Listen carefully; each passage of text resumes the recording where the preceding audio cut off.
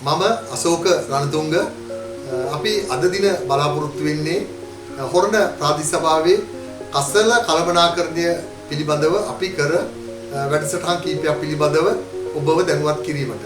ප්‍රාදේශ සභාවක කරන්න තියෙන මහ ජනතාව වෙනුවෙන් කරන්න තියෙන කාරණාවලින් ප්‍රධානම කාර්යයක් තමයි කසල කළමනාකරණය පිළිබඳ කටයුතු ඉටු කිරීම.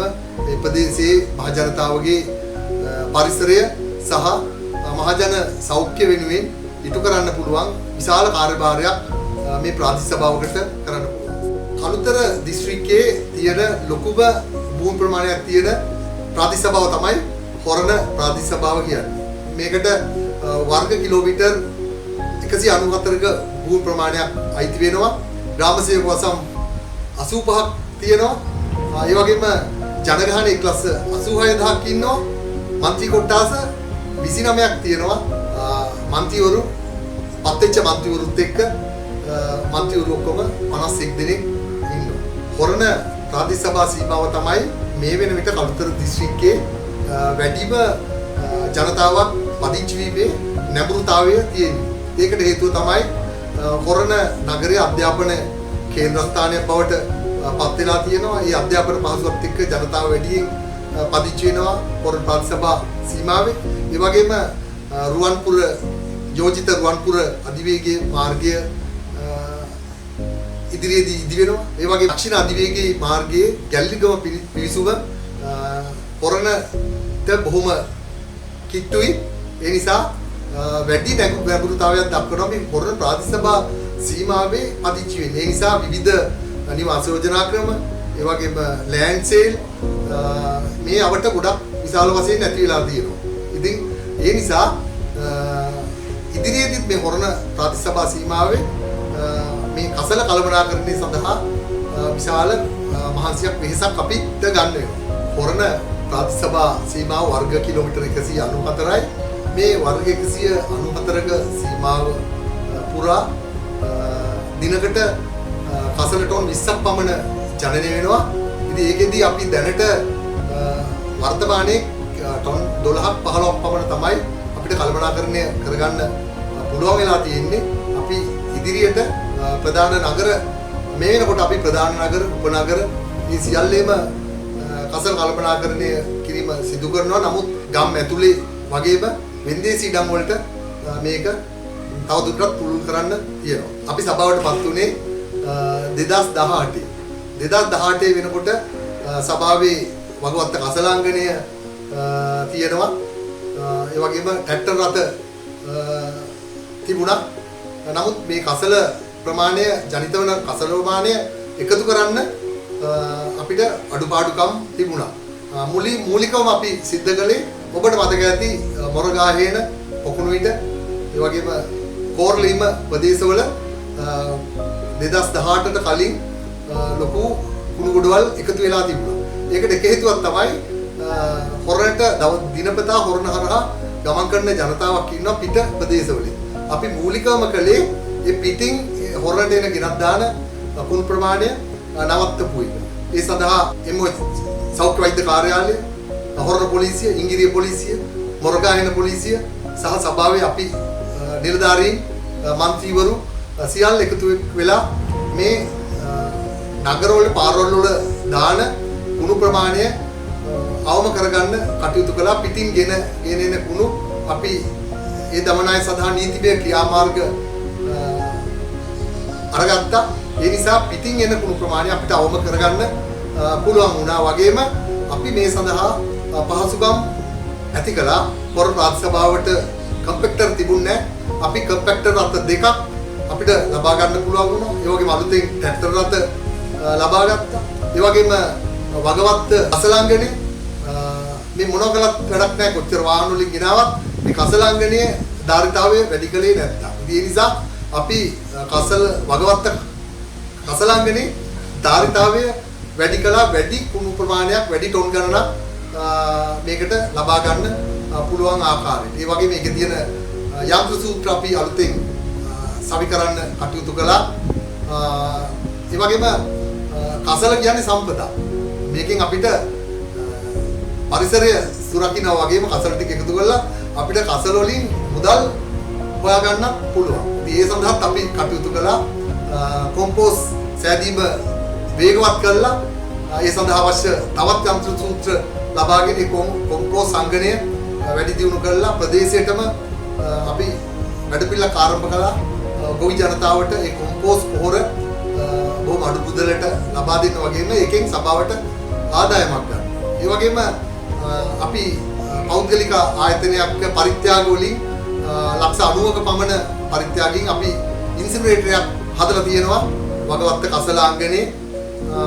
ඉතින් ඒකෙනුත් දැන් අපිට පුළුවන් ආදායමක් හොයාගන්න අවට කර්මාන්ත ශාලාවල තියෙන අපද්‍රව්‍ය ඒකේ පුළුවන් අපිට දහනය කළා හොරණ ප්‍රාසභාවට මුදලක් අමතර මුදලක් ආදායමක් ලබා ගන්න ඒ කටයුතු මේ වෙනකොට ලැහැත්ති කරලා තියෙනවා. හොරණ ප්‍රාතිසභා සීමාවේ ඒ වෙනකොට විශාල වශයෙන් ඩෙන්ගු වදුර පැතිරෙමින් තිබුණා. ඉතින් ඒකට විකල්ප වැඩසටහනක් ලෙස සෞඛ්‍ය වෛද්‍ය කාර්යාලයටත් උදව් කරන්න හොරණ සෞඛ්‍ය වෛද්‍ය කාර්යාලය, ඉංග්‍රීසි සෞඛ්‍ය වෛද්‍ය කාර්යාලය ඒවටත් උදව් කරන්න පුළුවන්. අපි ඩෙන්ගු කණ්ඩායමක් බඳව ගත්තා හොරණ ප්‍රාතිසභාවට. ඉතින් ඒ කණ්ඩායම් දෙක මගින් විශාල සේවයක් සිදු කරනු ලැබුවා. මේ ඩෙන්ගු කටයුතු මර්ධනය කරන්න හොරණ ප්‍රාතිසභා සීමාව තුලම.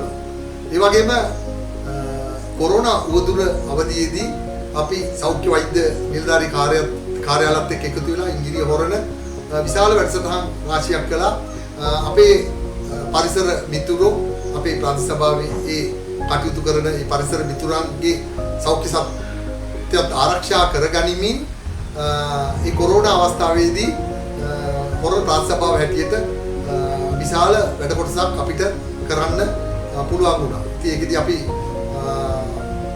MOH කාර්යාලයට එහෙම නැත්නම් සෞඛ්‍ය වෛද්‍ය නිලධාරී කාර්යාල දෙක සඳහාම ඒ එන්නත් කරන කටයුතු වලදී අනිකුත් දැනුවත් කිරීම කටයුතු වලදී ලොකු ශක්තියක් අපි හොරණ ප්‍රාතිසභාව පැත්තේ සෞඛ්‍ය වෛද්‍ය කාර්යාල දෙක සඳහාම අපිට ලබා දෙන්න හැකි වුණා.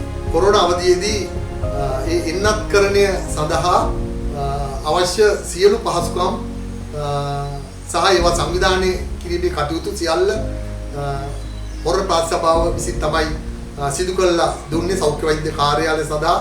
ඉතින් අපි සතුටු වෙනවා කාලෙන් කාලට කාලගුණ විපර්යාස සිදු වෙනවා, ස්වභාවික විපත් ඇති වෙනවා. ඉතින් මේ ප්‍රාතිසභාවට තමයි ඒ කටයුතු කළමනාකරණය කරන්න අවස්ථාව ලැබෙන්නේ. ඉතින් ඒකට තමයි හොඳ කණ්ඩායමක් ඉන්න ඕනේ. ඉතින් හොඳ කණ්ඩායමක් හිටියොත් මේ සියලු විපත් වලට, ස්වභාවික විපත් වලට නැත්නම් මේ වසංගත වලට මුහුණ දෙන්න පුළුවන්. ඒ අනුව තමයි කොරෝනා වසංගතය වෙලාවෙත් අපි කණ්ඩායමක් හැටියට සභාවේ මන්ත්‍රීවරු සියලු දෙනාත් එක්ක ඒ වගේ නිලධාරී කණ්ඩායමත් සියලු දෙනා එකතු වෙලා මේ කොරෝනා වසංගතය වෙලාවේ සාර්ථකව අපිට මුහුණ දෙන්න සැලසුනේ ඒ අන්දමින් අපි කටයුතු කරපු නිසා තමයි. ඒ සඳහා අවශ්‍ය සියලු පහසුකම්, ඒ යටිතල පහසුකම් වගේම සියලු සංවිධාන කටයුතු ඒ කොරෝනා අවස්ථාවේදී මේ සෞඛ්‍ය වෛද්‍ය කාර්යාලය දෙක සඳහාම අපිට ලබා දෙන්න පුළුවන්. ඒ වගේම සම්පත් අපි ලබා දුන්න අවශ්‍ය වාහන අපි ප්‍රාතිසභා මට්ටමින් ලබා දුන්නා. ඉතින් ඒ සතුට අපිට තියෙනවා. අපේ හොරණ ප්‍රාතිසභාව සීමාව තුල කර්මාන්ත ශාලා විශාල ගණනක් පවතිනවා. ඒ වගේම අලුතෙන් පටන් ගන්නවා.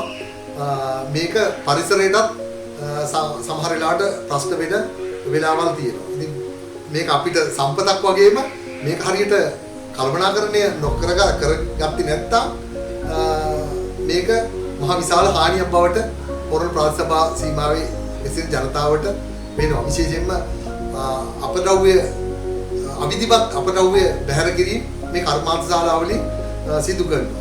ඉතින් ඒකට හේතුව ඒකට ලොකු වියදමක් යනවා. ඒක විධිමත් පරිදි ඒ කර්මාන්ත ශාලාව කටයුතු කළොත් විශාල වියදමක් යනවා. ඒක විධිමත්ව බැහැර කරන්න අවිධිමත්ව බැහැර කළොත් ඒගොල්ලන්ට වියදම යන්නේ නැහැ. ඉතින් ඒ නිසා අපි හැමතිස්සෙම ප්‍රාතිසභාවක් හැටියට ඍජු තීරණ ගන්නවා. මේ අවිධිමත් බැහැර කිරීම වලදී විවිධ ලාභ ප්‍රයෝජන එක එක්කෙනාගේ පුද්ගලික වාසි හිතවත්කම් බලාගෙන කටයුතු කළොත් මේක හරියට කරන්න සිද්ධ වෙන්නේ. ඒ හින්දා අපේ කාලේදී අපි හරියට නිවැරදි තීරණ ගත්තා.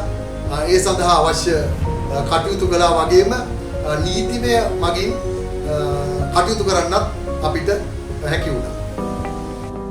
2025 පළාත් පාලන මැතිවරණය සඳහා වරණ ප්‍රාදේශ සභාව වෙනුවෙන් අඹගෙඩිය ලකුණෙන් ස්වාධීන කණ්ඩායමක් ලෙස අපි දක්ෂ කණ්ඩායමක් මෙවර ඉදිරිපත් කරලා තියෙනවා.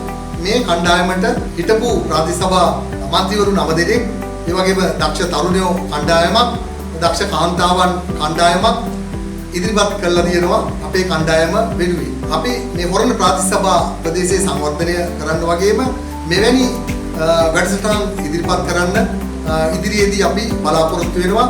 ඒ සඳහා ප්‍රතිපත්ති ප්‍රකාශයක් අපි ඉදිරියේදී ඉදිරිපත් කරනවා. ඔබ සියලු දෙනාම අඹගෙඩිය ලකුණින් ස්වාධීන කණ්ඩායම ජයග්‍රහණය කිරීම සඳහා ඔබගේ වටිනා ඡන්දය ලබා දෙන්න කියලා ඉතාමත් ගෞරවයෙන් ඔබ සියලු දෙනාගෙන් ඉල්ලා සිටිනවා.